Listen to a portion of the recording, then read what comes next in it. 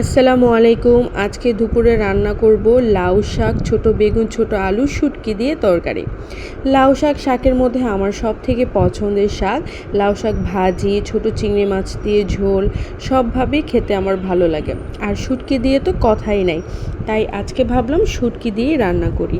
ঈদের সময় তো মাছ মাংস প্রচুর খাওয়া হয়েছে, তাই একটু শুটকি খাবো। এই তো রান্না বসিয়ে দিলাম। আমার এই মলাই শুটকিটা খেতে ভালো লাগে, তাই এই শুটকি দিয়ে আজকে রান্না বসিয়ে দিলাম। আরও রান্না করেছিলাম পটল ভাজা। পটল আমার ভীষণ পছন্দ। অনেকেই পটল খেতে চায় না, কিন্তু আমি কেন জানি পটল অনেক পছন্দ করি। আগে আমিও খেতাম না, তবে আমার এখন ভীষণ ভালো লাগে। এইভাবে পটল ভাজি।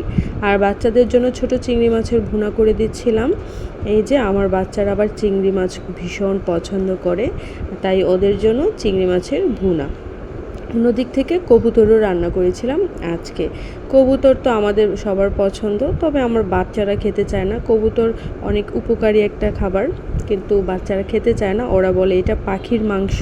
আমি পাখি পালতাম, তাই ভাবে ওরা পাখির মাংস, তাই খেতে চায় না। তো এই ছিল আমার আজকের আয়োজন দুপুরের। আল্লাহ হাফেজ।